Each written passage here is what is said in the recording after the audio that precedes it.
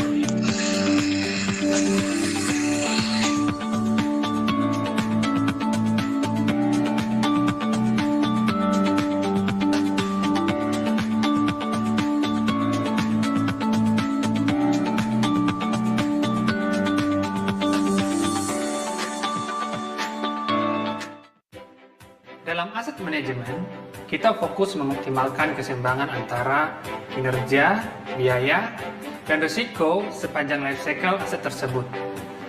Ada 3 hal yang menjadi tantangan kita, yaitu teknologi, bisnis proses, dan kompetensi.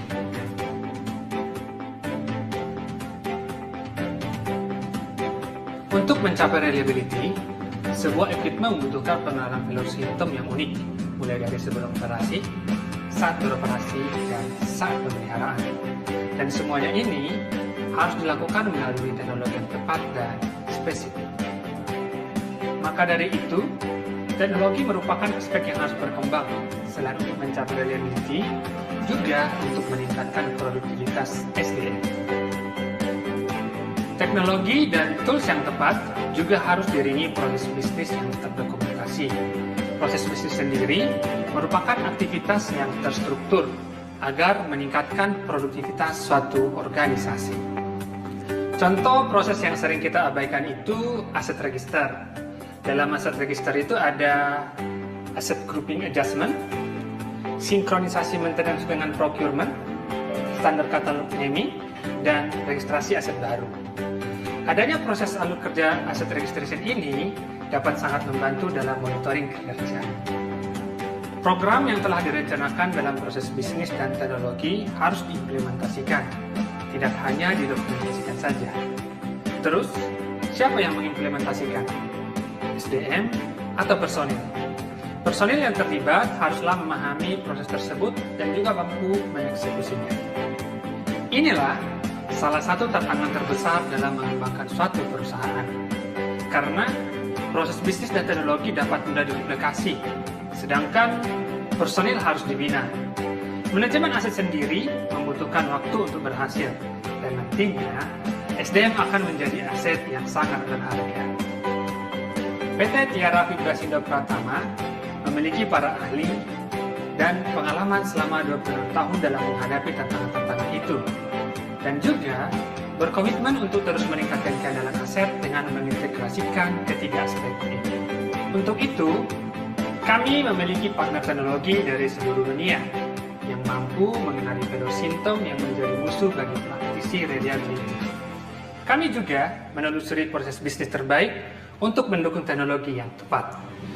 Dan kami sangat berperan dalam meningkatkan kualitas personil, karena SDM merupakan salah satu aset paling berharga bagi suatu perusahaan. Kami memiliki solusi lengkap yang terintegrasi, komprehensif, digitalisasi, holistik, dan terpercaya untuk membantu Anda dalam mengelola aset dan meningkatkan performa aset Anda. Kami hadir mendukung reliability untuk negeri.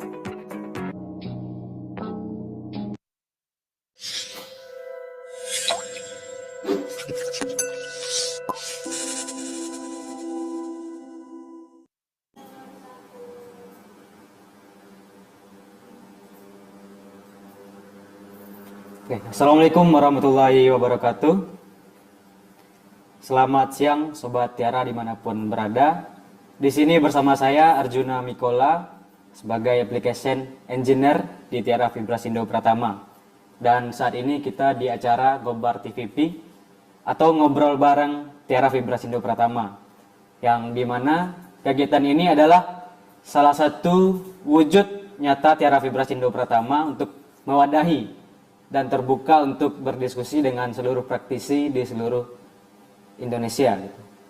Nah, untuk ngobar kita pada siang hari ini, saya tidak sendiri tentunya, dan saya sudah bersama pembicara kita, yang dimana beliau adalah engineer pertama yang tersertifikasi level 4 vibrasi di Indonesia, dan juga telah memberikan pelatihan untuk sertifikasi vibrasi untuk ratusan engineer di Indonesia. Dan saat ini berposisi sebagai Design Reliability Service Manager. Saya kenalkan Pak Chandra Andre Lesmana. Selamat siang Pak. Selamat siang Mas Miko dan Sobat Tiara. Sudah lama nih tidak ikut dalam ngobar-ngobar Tiara. Gimana? Oh iya Pak. Kita? Jadi untuk ngobar kali ini kita akan membahas tentang remote vibration monitoring, Pak. Oke. Mulai dari pengertiannya, apakah itu nanti pengaplikasiannya, dan juga contoh data yang akan kita tampilkan dari remote vibration monitoring ini, gitu, Pak. Nanti Kita akan. bisa dulu. Nah, untuk intro dan pembuka pertanyaan kali ini, kita ingin tahu dulu nih, Pak. Jadi remote vibration monitoring ini apa sih, gitu? Oke. Jadi mungkin kan sistemnya remote mungkin ya. Jadi antara orang dengan tools itu terpisah gitu ya. Mungkin kalau kita bisa melakukan ngambil data vibrasi kan, saya bawa alat gitu ya. Kemudian dengan alat yang saya bawa ini saya bisa ngambil vibration. Vibrasinya gitu. Sistemnya remote itu jadi antara tools sama orangnya itu terpisah. Terpisah. Jadi, namanya remote gitu ya, sehingga meskipun kita terpisah jauh gitu ya dari peralatan yang kita peralatan yang digunakan untuk mengambil data, tapi tetap kita bisa memonitor gitu ya vibrasinya. Mungkin bisa ditunjukkan monitornya.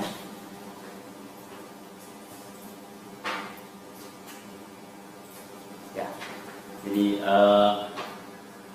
ada kira-kira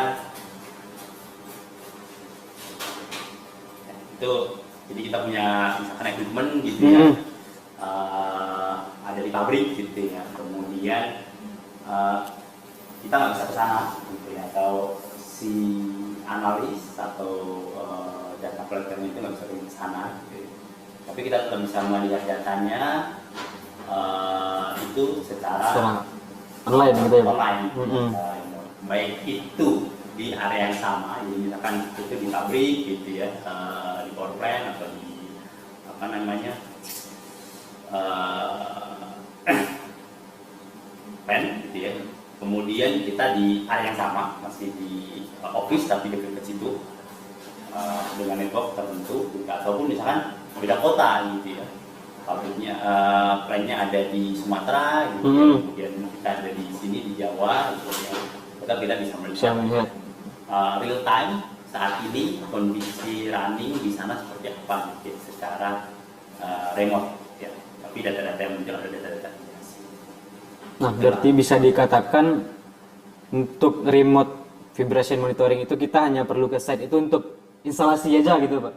Bisa ya, instalasi, atau kita mungkin kita bisa dibantu dengan teman-teman yang memang sudah available di sana gitu ya, yang sudah ada di sana, kemudian ya mereka melakukan instalasinya gitu ya. Iya benar Pak. Kita sebagai orang yang bisa melihat data vibrasi itu tidak perlu harus ke site gitu. Oke Pak. Disebut dengan remote gitu ya. Nah, ini juga tidak terlepas sebenarnya dari perkembangan teknologi. Sampai saat ini sudah ada remote vibration monitoring atau bisa dikatakan online vibration monitoring gitu Pak. Nah, kenapa sih kita harus memakai remote vibration monitoring ini Pak? Kan tools-tools itu banyak Pak, ada yang remote, ada yang tidak gitu Pak. Oke. Sebenarnya ada banyak sekali aplikasi-aplikasi yang atau kondisi selain aplikasi dan kondisi yang tidak memungkinkan orang itu pergi ke site gitu ya. Mungkin kayak di beberapa area gitu ya, termasuk kita gitu ya sebagai apa namanya provider analis vibrasi gitu ya, atau memberikan jasa analis vibrasi. Dalam satu waktu mungkin ada beberapa case yang kejadian gitu ya, atau ada beberapa yang butuh monitoring secara bersamaan. Atau di perusahaan-perusahaan yang sistemnya misalkan dia punya analis terbatas gitu ya, tapi fieldnya sangat banyak gitu ya. Jadi punya analis yang ya cuma 1-2 gitu, karena kan develop analis ini perlu apa namanya tahunan ya, tidak hanya kita hiring kemudian jadi gitu ya. Biasanya memang punya experience dan seterusnya gitu ya. Tidak terlalu banyak, tidak banyak, tetapi dia punya site yang banyak gitu. Sehingga kalau dia harus pindah dari site ke site makan waktu yang cukup lama gitu ya, costly juga pastinya, dan mungkin kadang-kala ada kejadian yang sama itu ya bedanya cuma sehari 2 hari gitu ya. Sehingga kalau kita bisa lakukan secara remote, kondisi-kondisi seperti itu akan jauh lebih efektif gitu ya. Jadi orang tidak perlu ke site tapi tetap bisa melihat data migrasi, memonitor dengan analisa yang memang dia harapkan. Jadi ada beberapa analisa. Itu contoh yang pertama gitu ya, remote. Ya cukup banyak gitu ya yang kita bisa lakukan. Misalkan kondisi-kondisi seperti startup atau cost down gitu yang kadang-kadang memakan waktu yang cukup lama gitu ya. Jadi kalau kita startup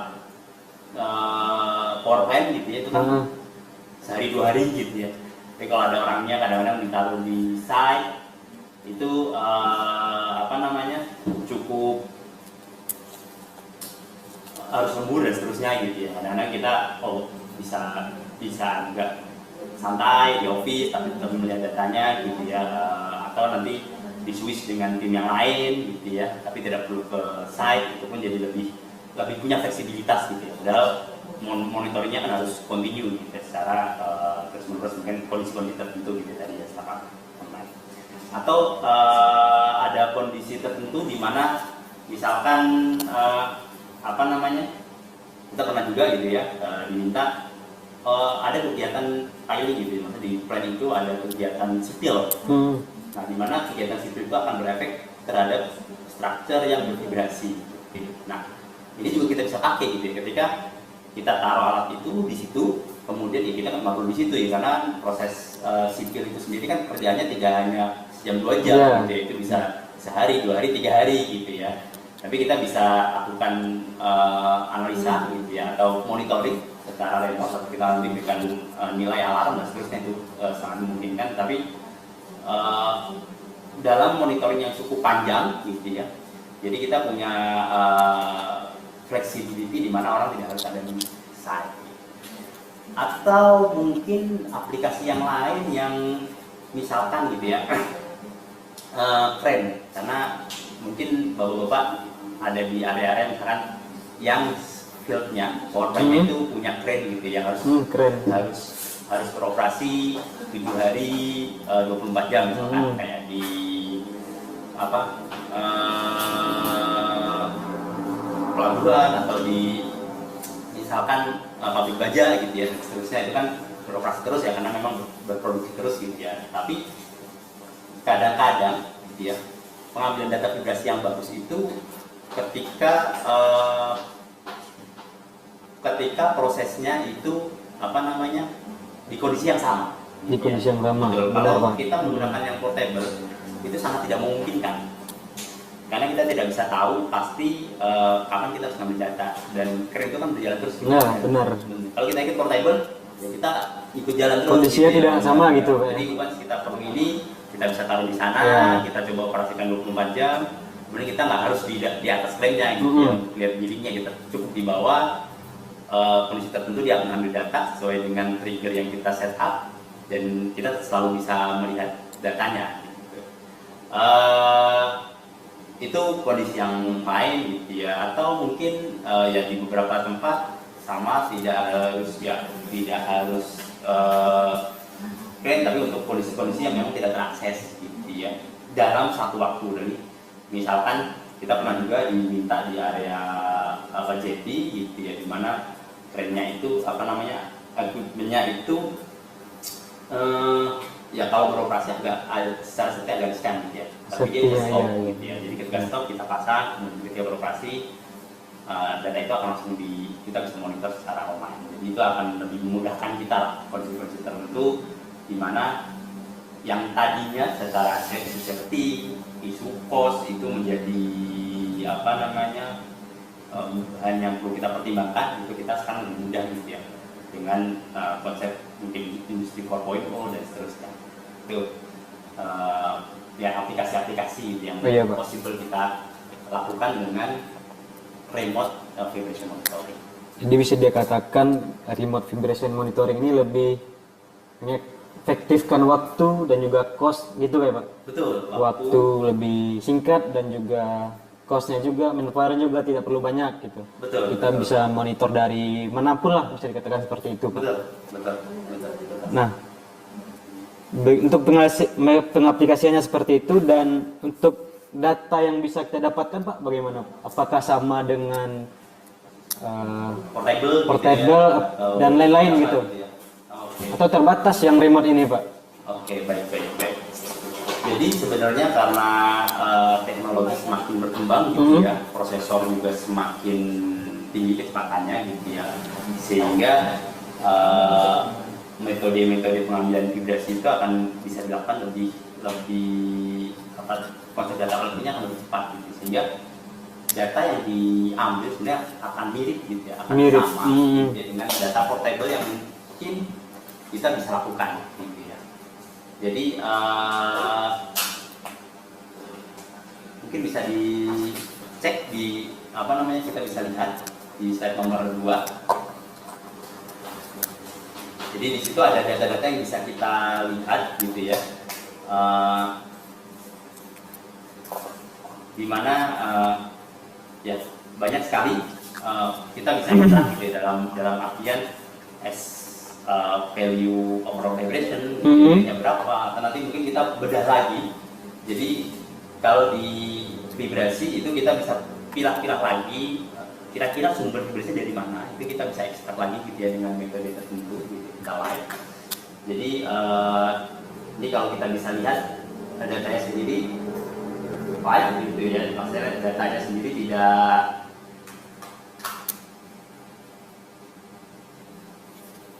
statik gitu, dan data ini akan berubah-ubah gitu ya sesuai dengan timing yang kita dengan yang kita monitor gitu. Dan kita bisa ekstrak misalkan overall, kemudian kita bisa ekstrak 1x atau 1 kali RPM, itu menandakan oh ini 1 kali RPM itu related sama unbalance gitu, misalkan. Atau ini 2 kali RPM gitu ya, jadi trendingnya yang 2 kali RPM ini related sama misalignment gitu ya, misalkan. Oh ada yang harmonik gitu ya, atau ada yang di bawah 1 kali RPM, mungkin ada korelasinya dengan instability di oil dan seterusnya. Jadi kita bisa ekstrak lagi, dan kita nggak batasin juga gitu ya, possibility yang bisa di set up itu sebenarnya akan ada banyak sekali gitu ya di sini. Dan selain nilai gitu ya, nilai yang kita dapatkan, kita juga sebenarnya tadi kita bisa dapatkan spektrum, kita bisa dapatkan waveform, kita bisa dapatkan misalkan kalau memang menggunakan proximity probe gitu ya untuk jurnal bidding, kita bisa dapatkan orbit, kita bisa dapatkan fase gitu ya. Jadi itu adalah data-data yang kita bisa capture gitu ya, kita bisa tarik, kita bisa monitor, sehingga ketika dia ada perubahan gitu, tetap kita bisa full monitoring gitu, nggak perlu khawatir gitu bahwa apa yang biasa kita lakukan di apa yang biasa kita lakukan di portable atau di alat vibrasi yang bisa kita lakukan di lapangan itu tidak bisa dilakukan oleh sistem remote ini gitu. Jadi ya dengan perkembangan teknologi gitu ya, jadi itu sangat memungkinkan untuk semua datanya itu kita bisa capture gitu, kita bisa tangkap. Kemudian kita juga bisa show seperti apa yang biasa di show oleh portable gitu ya. Jadi plot-plot yang lain misalkan waterfall diagram itu juga bisa kita tampilkan dari spektrum gitu ya. Kemudian kita bisa tampilkan misalkan circular plot gitu ya, kalau dari Sobat Tiara ini familiar gitu ya dengan vibration, itu juga bisa kita tampilkan gitu ya, full spektrum, Nyquist, body plot itu juga kita bisa lihat gitu ya. Sehingga misalkan startup kita pengen lihat critical speed-nya ada di mana gitu ya, perubahan amplitude naik kemudian turun real saat dia memang startup gitu ya, kita pandangin gitu ya, oh naik kemudian sekarang turun gitu, sangat possible gitu ya. Jadi dan tadi efektivitas secara cost gitu ya, jadi bisa kita optimumkan dengan ya tidak ada kita tidak perlu ke-site gitu ya, dengan meskipun data-data yang kita tangkap juga sebagus apa yang dilakukan oleh portable kalau kita berada di site. Nah, ini untuk tampilan dari dashboard ini nih, ketetapannya memang seperti ini atau kita yang ngatur sendiri Pak tampilannya? Oh, ini kita bisa sesuaikan gitu ya. Bisa sesuaikan ya Pak? Sama seperti dengan kebutuhan kita gitu ya. Iya. Misalkan seperti di portable kita bisa setup frekuensi minimum berapa, frekuensi maksimum berapa gitu ya. Jadi dan untuk yang karena ini remote gitu ya, jadi yang remote tidak hanya visualnya gitu ya, tidak hanya hasilnya saja yang di remote gitu ya, tetapi misalkan kita ternyata setupnya salah nih yang sebelumnya gitu. Iya, benar. Oh ternyata parameter yang kita masukkan ini salah nih. Ada yang salah, ada yang salah gitu ya. Kadang-kadang orang di lapangan nggak tahu kan harus seperti apa gitu. Ini kita bisa lakukan juga secara remote. Jadi kita bisa lakukan untuk setupnya itu secara remote, baik itu misalkan kita setup untuk sensor, kemudian setup sensor, misalkan kita mau setup masukin sensitivity-nya salah nih gitu, kadang-kadang contoh suka dapat informasinya itu telat gitu ya. Kita dapat informasi di awal ketika pertama kali kita setup itu informasi sensitivity-nya misalkan 100 mV per G gitu ya, ternyata pas setelah running kok aneh datanya begitu di ternyata 50 mV per G gitu ya. Jadi kita secara remote pun kita bisa ubah gitu ya, setup seperti itu gitu. Kemudian kalau untuk sensor yang lain gitu, kita bisa setup gitu ya. Kemudian kita juga bisa lakukan misalkan nantinya kita mau setup parameter measurement gitu ya. Oh ternyata yang saya setup sekarang itu sampai 1000, misalkan 0 sampai 1000 Hz itu tidak mendapatkan data yang saya inginkan. Saya harus perbesar nih gitu ya.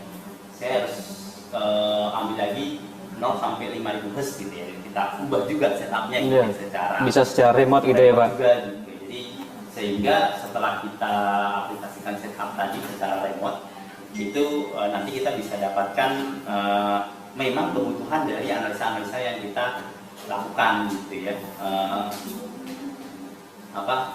sesuai dengan kebutuhan kita gitu. Jadi misalkan selain itu juga value-value tadi kalau di diskusi sebelumnya kita punya value overall peak gitu ya, kemudian kita punya value 1 kali RPM, 2 kali RPM, itu pun kita bisa setup sambil jalan gitu ya. Maksudnya ketika ada perubahan kondisi atau ketika ada informasi yang tambahan gitu ya, yang sebelumnya salah, itu kita bisa perbaiki lagi gitu ya, ketika secara remote juga. Jadi kita tidak perlu ke site lagi untuk benerin setupnya gitu ya. Kita tidak perlu ke lapangan lagi gitu ya. Cukup secara remote itu kita bisa ubah-ubah. Nah, tadi Pak Chandra juga menjelaskan ini bisa diakses secara apakah di laptop saja atau kita membutuhkan aplikasi gitu Pak. Karena saya pengen juga lihat datanya juga di HP gitu. Bisa nggak Pak kira-kira gitu? Atau kita memerlukan aplikasi yang diinstal dulu baru kita bisa monitor dari equipment tersebut gitu. Sebenarnya setup ini ya karena kita pengennya dia remote dan easy to use gitu ya, sehingga instalasi software itu tidak diperlukan. Tidak diperlukan ya, dengan remote sistem remote vibration gitu, remote monitoring ini ya. Jadi semua data, semua software, kemudian semua setup itu memang ada di hardware yang ada di hardware. lapangan. Iya benar. Ada di lapangan tadi. Sehingga kita cukup remote-nya ini kita cukup melihat ke data tersebut gitu ya, atau ke kita jamin ke ke tools tersebut ya, untuk melihat datanya. Ini sama aja seperti CCTV saat ini gitu ya. Kalau kita punya bar SX gitu ya, itu kan sebenarnya kita bisa mengakses CCTV itu tanpa kita harus istilahnya datanya tetap ada di CCTV. Iya benar. Jadi kita mau pakai beberapa HP, beberapa itu pun dia tidak disimpan di HP-nya gitu ya, tapi disimpan di CCTV-nya. Jadi konsepnya seperti itu. Jadi semua datanya itu tetap tersimpan di hardware-nya gitu Pak. Dan misalkan di laptop itu hanya untuk menampilkan visualnya saja gitu ya Pak. Menampilkan visualnya. Jadi kita tidak perlu install software, tidak perlu install tanpa software juga tambahan gitu ya Pak. HP kita ataupun di laptop kita. Mungkin juga ada yang banyak juga yang bertanya Pak, misalkan remote online vibration monitoring gitu, ketika jaringan hilang otomatis kan remote vibration monitoring ini pakai jaringan Pak. Jadi ketika jaringan hilang apakah alat ini tetap mengambil data gitu? Mungkin sudah terjawab dari pernyataan Pak Chandra barusan gitu, karena data itu tetap tersimpan di hardware-nya gitu Pak. Tidak, betul, datanya tetap terambil gitu. Saya sama kayak CCTV gitu ya. Saya punya CCTV di rumah gitu. Paket internet habis, saya nggak bisa lihat datanya gitu ya. Cuman saya bayar, kemudian aktif, nah saya bisa lihat video atau recorder yang ketika paket habis tadi. Ketika paketnya habis tadi gitu, tetap ada di sana gitu ya datanya. Saya tetap bisa lihat, tetap bisa monitor gitu ya. Di jam ini dan sekian, meskipun waktu itu di kondisi saat itu paket datanya habis gitu. Nah, Mas Miko ambil minum. Oh iya Pak, supaya lupa minum saya Pak. Dikasih sama Mbak Faninya. Nah, tadi untuk aplikasi tidak memerlukan software tambahan gitu Pak. Iya. Terus juga ada yang ingin saya tanyakan. Tadi saya juga sempat menyinggung jaringan gitu. Mengenai cara komunikasi dari remote vibrasi ini Pak. Jadi jaringan juga gitu kan. Atau bagaimana itu Pak mengenai Cara komunikasinya gitu. Jadi sebenarnya ada bermacam-macam cara gitu ya.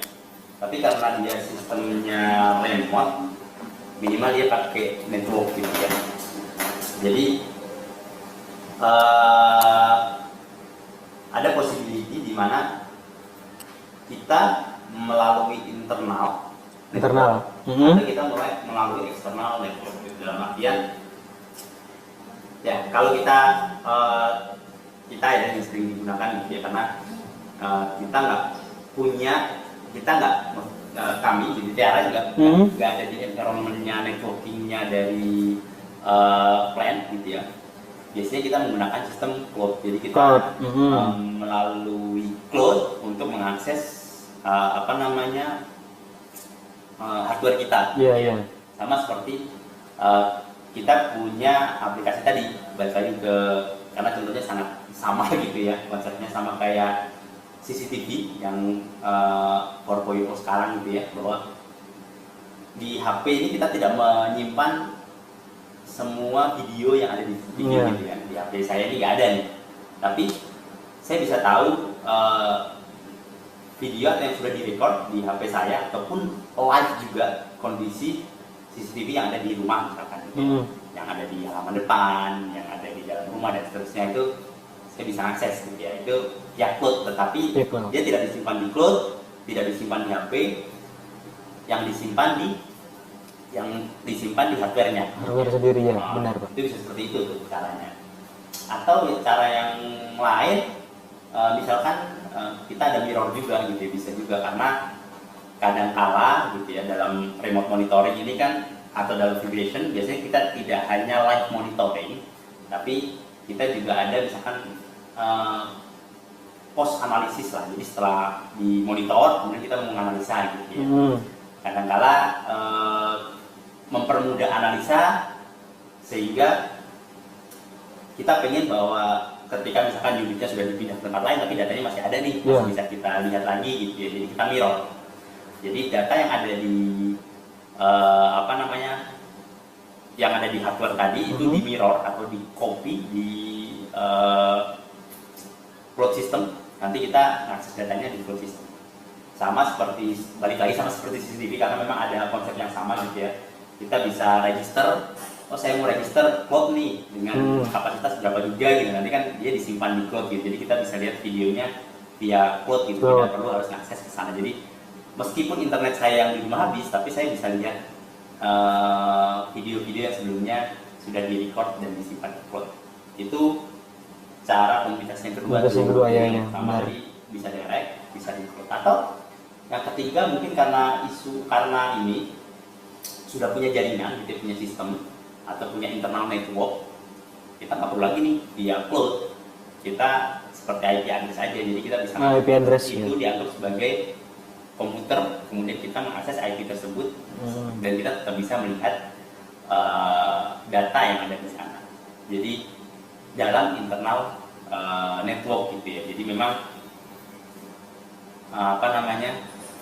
ada beberapa kondisi yang disesuaikan dengan kebutuhan, disesuaikan dengan network yang sudah ada di internal itu gitu ya. Sama disesuaikan juga dengan aplikasi, karena kalau pakai internal network pasti setupnya akan lebih panjang, lebih lama gitu. Mungkin sistemnya semi permanen dan seterusnya gitu instalasinya. Atau yang mudah aja gitu yang kita bisa pindah-pindah, mungkin akan lebih mudah misalkan pakai cloud dan seterusnya. Jadi yang pasti kita tidak perlu ke site gitu ya untuk punya datanya, tapi kita bisa tetap memonitor dengan baik. Jadi untuk yang online tadi itu bisa menggunakan WiFi dan juga SIM card gitu ya Pak? Sebenarnya konsepnya ada 4.0 gitu ya, dimana ketika kita cloud itu kita perlu internet. Iya, internetnya macam-macam, karena sebenarnya bagaimana kita mengakses internet ya mirip lah, tinggal kita pakai modem gitu ya, kan. Kita bisa gunakan modem. Kalau modem ini bisa koneksi dengan WiFi ke ke internet gitu ya, atau ke WiFi ke sini gitu, itu possible aja gitu ya, sehingga kebutuhan internet terdapat gitu, bisa terpenuhi gitu ya. Itu jadi nggak ada masalah pakai WiFi atau pakai modem, yang penting internet. Nah, ngomong-ngomong soal cloud nih Pak, jadi pasti ada yang menanyakan bagaimana keamanan data jika menggunakan cloud ini gitu Pak. Oh iya. Keamanannya bagaimana gitu terkait data yang diambil nanti. Oke. Yang pertama adalah kalau kita melakukan remote gitu ya, monitoring tadi gitu ya, remote. Ada dua kebutuhan sebenarnya. Iya. Tadi yang satu data ini atau vibration itu kan sebagai data ya. Data ini tersambung nggak dengan sistem yang memang sudah environment yang sudah ada di existing gitu ya. Nah, kalau memang kita mau sambungkan gitu ya, misalkan alat remote kita ini kita mau sambungkan nih dengan DCS ya. Atau dengan internal network, mungkin mau ditarik ke historian data dan seterusnya gitu ya. Itu mungkin ya jadi perlu security yang lebih berlapis-lapis gitu ya. Mungkin setupnya juga lebih panjang gitu, lebih banyak gitu. Dan itu kita bisa dilakukan juga, karena ketika butuh security yang berlapis-lapis tadi, encryption dan seterusnya gitu ya, kita akan lebih prefer untuk menggunakan internal network. Gitu. Dan ini possible juga dilakukan gitu ya. Tapi tadi pasti setupnya cukup panjang, akan lebih panjang, lebih panjang karena kita sambungkan dan itu akan lebih secure gitu ya. Tapi ada kalanya kebutuhan itu kan nggak sampai ke sejauh hal tersebut gitu ya. Misalkan karena kita lebih pengen ini lebih mobile gitu ya. Dimana ketika kita harus set up security tadi, internal network itu cukup lama gitu ya, padahal ini mobile gitu ya. Dan kalaupun mobile biasanya kan tidak disambungkan dengan sistem yang sudah ada existing. Jadi ada tetap encryption-nya gitu ya, protokol security-nya, password dan seterusnya untuk mengakses hardware tersebut. Cuman memang tidak berlapis-lapis seperti kalau kita bisa set up sendiri gitu ya, pakai internal network ya. Jadi kalau pakai eksternal ada beberapa encryption, mungkin kita pakai password dan seterusnya gitu ya. Jadi tetap safe, tetap secure selama memang ya orang lain tidak tahu gitu ya password. Iya benar Pak. Password ya bisa. Yang kedua ya kalau punya mobile tadi yang cloud, datanya kan tidak tersambung juga gitu ya dengan sistem yang sudah ada di existing gitu ya, tidak tersambung ke DCS. Jadi mungkin tidak akan mempengaruhi operasinya juga gitu ya, operasi di plan tersebut gitu ya. Ketika memang ya namanya security siapa tahu gitu ya, tapi di situ tetap ada instruksinya. Oke Pak, tadi di Zoom saya lihat sudah banyak yang bertanya Pak. Iya. Mungkin sambil diskusi kita juga bacakan pertanyaan yang di Zoom ya Pak. Boleh. Ini saya sambil minum dulu.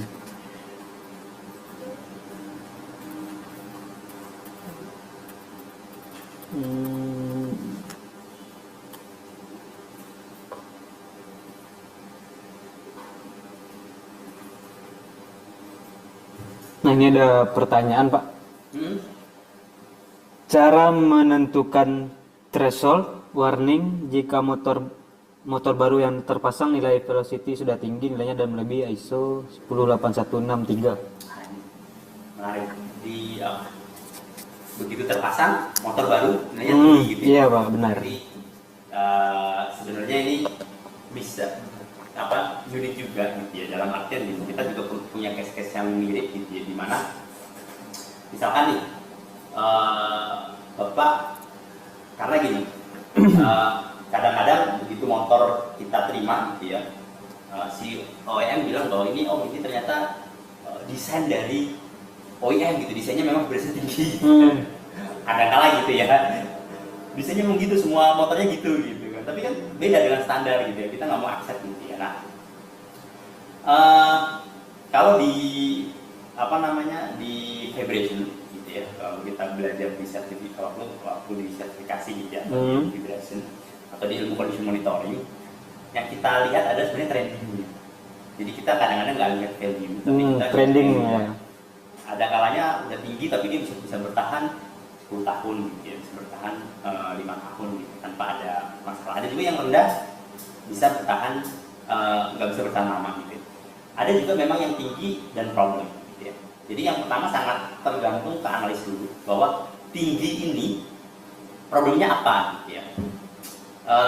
Engineer kita pernah juga mengalami hal sama dengan tinggi, tapi di sana finding memang ini ada bearing frekuensi gitu ya, ada defect di bearing, ya harus kita reject dong, defect di bearing gitu ya. Tapi kalau kita accept, kemudian kita lihat atau enggak begitu dia motor baru kita lihat spektrumnya, oh ini ternyata fokus di unbalance kayaknya di kali RPM doang gitu ya, tidak ada yang lain gitu ya. Nah, ininya remote monitoring kita bisa juga aplikasikan untuk hal-hal seperti itu. Jadi kita mau memastikan bahwa apakah unbalance ini bisa bertahan. Kalau tadi kan misalkan klaimnya OEM ini memang ini sifat dari equipment tersebut gitu ya. Jadi kita pasang alat ini aja, kita running sampai sampai 2 bulan, 3 bulan dan seterusnya kan. Dan kita tidak harus pasang permanen kan, kita bisa remote aja gitu ya.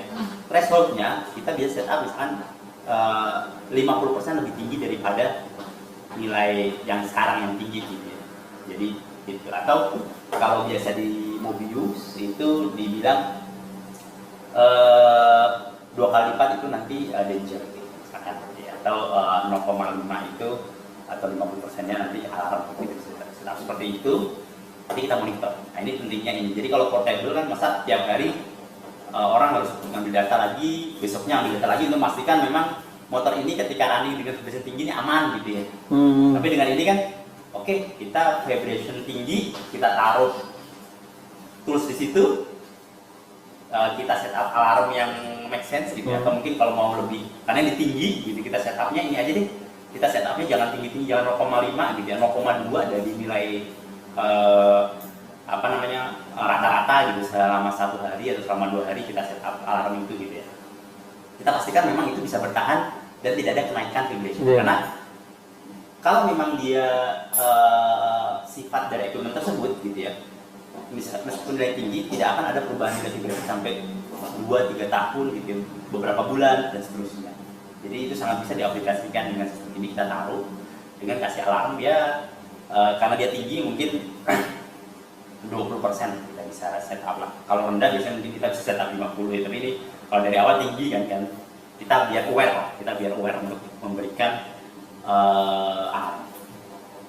Tapi kalau tingginya memang ada defect gitu ya, di spektrum ya kita harus dicek gitu ya, punya motor baru. Benar. Mungkin sudah terjawab ya pertanyaan dari Pak Widayat Agung. Mungkin untuk selanjutnya masih banyak pertanyaan nih Pak. Boleh. Ini ada lagi pertanyaan dari Pak Osransyah. Apakah remote online monitoring bisa dipasang dalam jangka waktu tertentu saja? Misalnya hanya dalam 1 bulan saja? Sangat bisa. Sangat bisa ya Pak. Iya. Saya jelasin di awal tadi ya, karena tadi juga sebenarnya kalau kita bisa lihat di beberapa slide sebelumnya gitu ya, ada possibility sensor-sensor itu kita bisa pasang beberapa tipe sensor gitu. Jadi kita bisa ubah-ubah, jadi sensornya sendiri bisa kita ganti-ganti, kita bisa pilah-pilah gitu ya, kita bisa ganti, kita bisa misalnya tukar proximity probe, kita bisa tukar accelerometer, kita bisa tukar velocity meter gitu, dan kita bisa pasang sebagai portable system gitu. Jadi kita pasang di sini deh untuk bulan ini gitu ya, nanti kita pindah lagi bulan depan dan seterusnya. Dan kenapa bisa gitu ya, karena secara hardware sebenarnya simple gitu. Jadi Bapak nggak usah bayangin saya harus bawa desktop gitu ya, komputer desktop yang cukup kecil, jadi ya segini lah. Kalau dibandingin dengan HP saya mungkin so-so lah. Jadi memang cukup portable gitu ya. Saya bisa bawa, taruh selama sebulan gitu, di genteng, untuk monitor gitu. Dan cukup portable sih. Bisa. Dan memang kami sendiri mengaplikasikan ini banyak untuk portable. Jadi case-case tadi kita diminta balancing gitu ya, balancing pen misalkan, ternyata analisanya terbatas, jadi yang site biasa teknisi dia menaruh alat, sensor dan seterusnya, nanti analisnya dari jauh, kita melihat data-data peak dan fase gitu ya, misalkan nilai peaknya berapa, nilai fasenya berapa, di RPM berapa, nanti kita kalkulasi balasnya berapa gitu ya.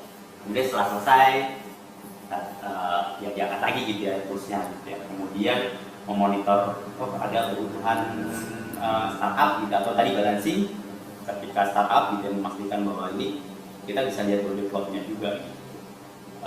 Body dan device plot, sehingga memudahkan atau mempercepat kegiatan proses balancing itu, sense-nya akan lebih dapat gitu ya. Dan misalkan di tempat lain juga ada beberapa misalkan typing system. Typing itu dia tinggi kalau proses operasinya di kondisi tertentu, tapi kita nggak tahu kapan gitu ya. Jadi kita pasang aja alatnya di sana gitu ya, selama beberapa hari gitu ya. Nanti kita tahu nih kapan dia naik, kapan dia turun gitu ya. Nanti kita bandingkan dengan data dari DCF gitu ya. Timingnya disamakan, oh ternyata kondisinya operasi seperti ini ketika dia naik misalkan. Ketika misalkan di sumur bor valve-nya berapa banyak yang dibuka gitu ya, flow-nya, flow lainnya berapa banyak dibuka, kadang-kadang dia tinggi, kadang-kadang dia rendah, kapan tingginya nih. Nah, ini kan kita nggak bisa mastiin kalau portable kadang-kadang ke sana saat kondisinya rendah gitu ya. Jadi kita bisa pasang ini untuk 2 hari atau seminggu dan lain-lain, sehingga setelah selesai kita dapatkan datanya, kita tarik lagi ya, karena kecil tadi sih, jadi akan jauh lebih mudah gitu.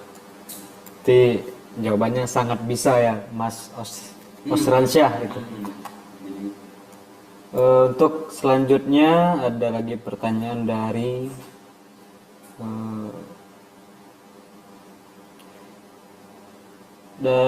Pak R. Firdaus. Assalamualaikum, selamat siang. Selamat siang Pak. Waalaikumsalam. Tadi dijelaskan hanya saat pemasangan sensor tim koleksi. Untuk selanjutnya, apakah ada maintenance khusus yang secara periodik dilakukan? Dan apakah perusahaan kami mendapatkan data yang dapat tersimpan di server kami untuk analisa kami di kemudian hari? Satu lagi Pak, apakah data yang dihasilkan dapat langsung merekomendasikan tindakan apa yang harus dilakukan? oke. Ada beberapa pertanyaan Pak di dalamnya. Oke. Baik, Pak. Sama lagi bahwa mungkin saya dari awal, dari yang paling bawah dulu ya. Apakah dia bisa karena ini saat ini sangat banyak gitu ya, memang informasi-informasi yang oke. Apakah sebuah monitoring sistem ini bisa memberikan apa yang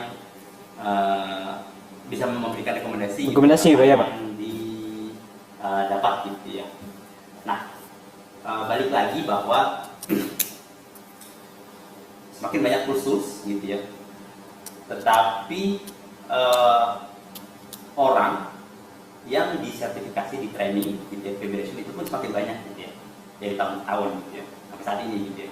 Kita sendiri sebagai provider sertifikasi federation dari Mobius itu ya semakin tahun juga semakin banyak gitu ya.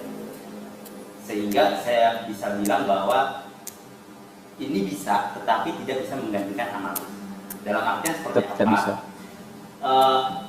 Yang disuggest itu paling kulit-kulitnya aja, Ya. gitu ya. Jadi kadang-kadang in detail gitu ya, misalkan menentukan apa itu unbalance, misalignment gitu ya. Secara roughly dia bisa gitu kan. Kalau tadi di sini kan kita bisa lihat tadi di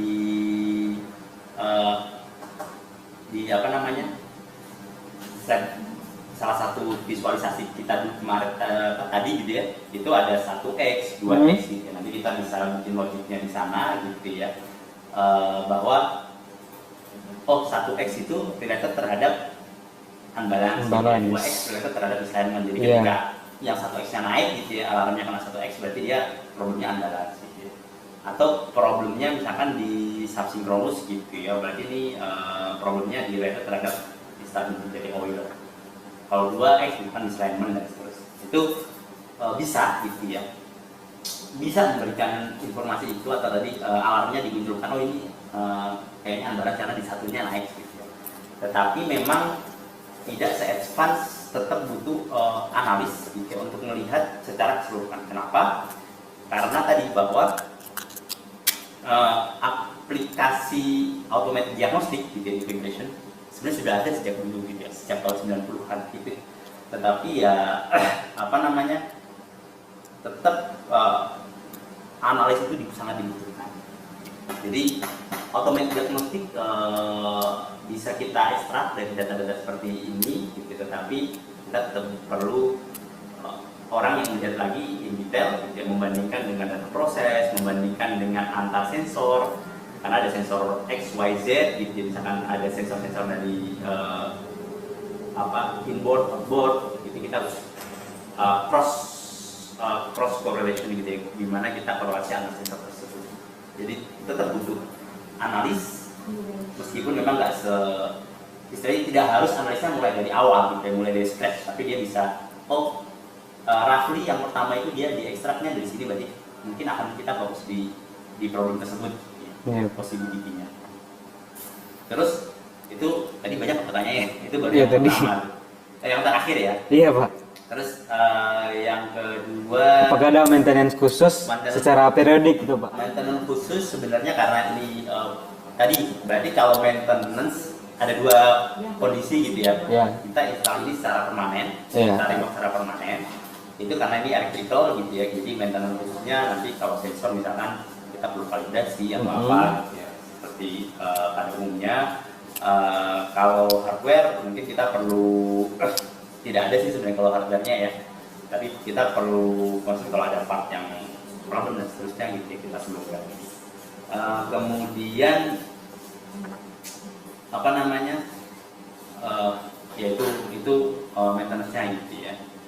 Terus yang pertama tadi apakah pemasangan sensor tim ke lokasi?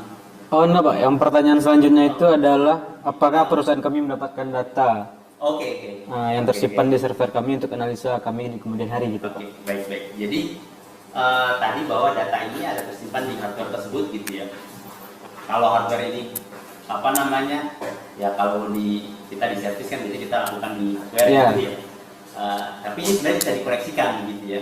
Jadi data ini nih bisa Bapak koneksikan dengan apapun software yang dipunyai gitu. Jadi ada beberapa tipe koneksi. Ini kalau kita lihat di slide ada beberapa cara gitu ya, data ini bisa kita koneksikan gitu. Dan datanya kita bisa tarik,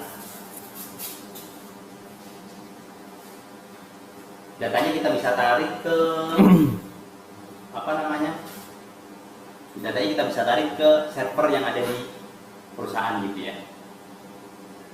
Nah, metodologi nariknya itu ada beberapa macam gitu ya, ada Modbus, ada OPC maupun ada REST API, dan ini data-datanya bisa ditarik, nanti bisa jadi database dari bapak-bapak juga gitu ya, kalau mau ditarik gitu ya, sehingga tetap bisa diekstrak, bisa dianalisa lebih lanjut. Jadi misalkan Modbus itu mungkin overloadnya saja, OPC bisa sampai tadi band frekuensi 1x dan 2x gitu. Kalau REST API kita bisa dapatkan spektrum, waveform gitu ya, kalau punya platform memang yang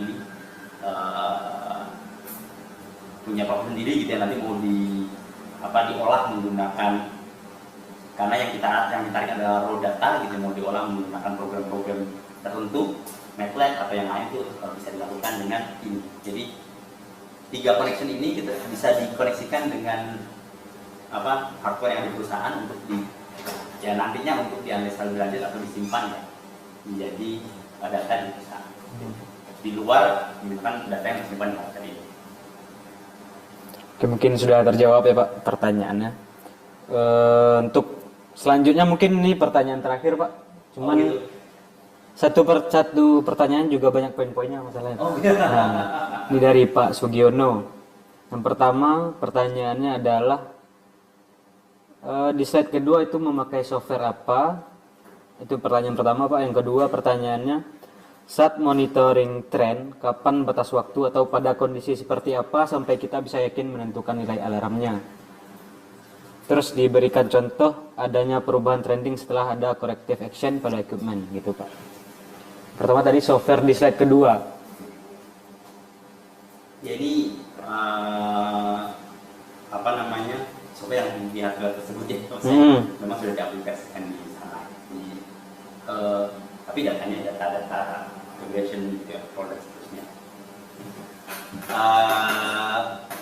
Kemudian yang kedua, saat monitoring tren, kapan batas waktu atau pada kondisi seperti apa sampai kita bisa yakin menentukan nilai alarmnya gitu. Oke. Yang pertama adalah ketika kita bisa menentukan bahwa kondisi operasi dan nilai vibration itu berkorelasi. Dalam arti ini, kita misalkan sehari nih kita monitor terus nih pola operasi sama nilai value ini sama nih. Ya udah, hari itu kita set up alarm tersebut. Kemudian kita coba lihat terus nih, selama pola operasinya nggak berubah, ya harusnya nilai vibrasinya nggak akan berubah. Benar. Kalau pola operasinya tiba-tiba nggak berubah tapi tiba-tiba berubah, berarti kan tipe alarm gitu. Nggak perlu terlalu lama itu sebenarnya. Tapi ketika pola operasinya berubah-ubah, gitu ya kita rapi aja bahwa mana yang memang bisa menggambarkan itu pola operasi yang umum dilakukan, gitu kan. Kadang-kadang loadnya 80%, 90%, kadang-kadang loadnya 100%, dan seterusnya. Itu ketika 100% berarti naik, 90% turun, dan seterusnya. Nah, perubahan-perubahan pola operasi akan nanti mungkin ada, tidak hanya load, misalkan ada dari beberapa train yang gabung dan seterusnya gitu ya. Selama kita bisa menjustifikasi bahwa oh ini normal gitu ya, atau tadi yang satu hari kita anggap itu, kemudian nanti kita monitor kalau ada trending, kita coba cek lagi apakah ini memang pola operasi atau enggak gitu ya. Kalau perubahan pola operasi, kita bisa adjust lagi alarmnya. Tapi kalau bukan merupakan pola operasi, yang kita anggap itu alarmnya aktif lah. Gitu. Jadi akan sangat kita lihat dengan pola operasi. Gitu. Karena di beberapa case ada yang cukup istilahnya cukup kalem dalam artian progresnya nggak berubah banyak gitu. Jadi perubahannya stabil gitu. Ada di case-case yang memang karena pola operasi perubahannya signifikan gitu ya, turunnya lumayan signifikan. Ya lebih balik lagi ke pola operasi tadi. Baik lagi ke pola Selama operasinya, kita iya. bisa menjustifikasi, oh ini sudah bisa menggambarkan pola operasi yang normal, ya kita bisa kasih batasan referensi itu sebagai referensi. Oke, sudah terjawab ya Pak pertanyaan dari Pak Sugiono, dan mungkin pertanyaan Pak Sugiono tadi merupakan pertanyaan terakhir yang bisa kita bahas di ngobar kali ini Pak, karena sudah 1 jam kita ngobar pada hari ini, dan untuk pertanyaan-pertanyaan selanjutnya mungkin akan kita bahas di lain waktu mungkin Pak. Biasanya nanti ya bisa kita share di ininya ya, tanya bisa di feedback ya, atau nanti bisa call Mas Diko atau ya bisa hubungi kontak person yang ada di Mistiara, bisa dihubungi. Biasanya. Ya Pak, bagi pertanyaan bapak-bapak yang belum terjawab bisa dihubungi ke Mistiara, kontaknya ada di atau ada di Iya. medsos Tiara. ya, coba bisa dilihat di medsos-medsos Tiara. Di kolom chat, ada di Instagram, jangan lupa Mungkin bisa dikirim di kolom chat. Iya. di LinkedIn ya, di LinkedIn Tiara juga ada ya. Ya. Sudah 1 jam saya dan Pak Chandra menemani teman-teman di ngobar Tiara kali ini dengan pembahasan kita adalah remote vibration monitoring gitu. Bapak-bapak jangan lupa kita tiap tahun ada acara TRAC, Iya. Tiara Reality User Conference, di mana tahun ini kita akan diselenggarakan di TCC, Tiara benar. Center di Potrowonosan Yogyakarta di akhir bulan Oktober. Jadi untuk bapak-bapak yang ingin mengikuti TRAC gitu ya, bisa tadi kontak Mistiara, Iya. atau bisa lihat dari medsos Tiara, baik itu di Instagram maupun di LinkedIn gitu ya, di TikTok. Ada nggak TikTok? Belum. Ada. Belum ada. Baik ya, belum ada ternyata Pak TikToknya Pak. Oke, jadi oke, itu selanjutnya. Oh ya Pak, sebelum kita tutup acara ngobar siang ini, oh ya ini ada spin dulu untuk pemenang kita pada hari ini. Bagi 2 orang beruntung. Ya. Deg-degan nih, paling deg-degan ya selama ngobar ya. Selama ngobar. Siapa yang belum hari ini?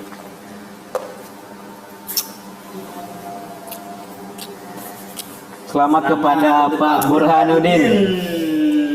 Dapat apa ini? Dapat e-wallet. Nanti Iya. akan dihubungin sama Miss Tiara. Nah ini untuk spin kedua Pak, ada 2 pemenang pada hari ini.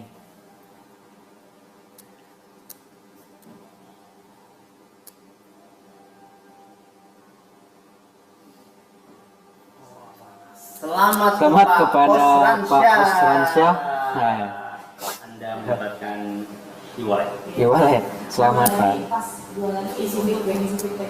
Nah, kita punya 2 lagi e-wallet untuk pengisi feedback bagi yang beruntung. Nah, bagi Jangan yang lupa isi beruntung. feedback setelah webinar ini. Oke, mungkin sekian acara ngobar kita pada siang hari ini. Saya Arjuna Mikola dan Saya Chandra Andri Lesmana. kami pamit undur diri. Terima kasih atas perhatiannya. Assalamualaikum warahmatullahi wabarakatuh.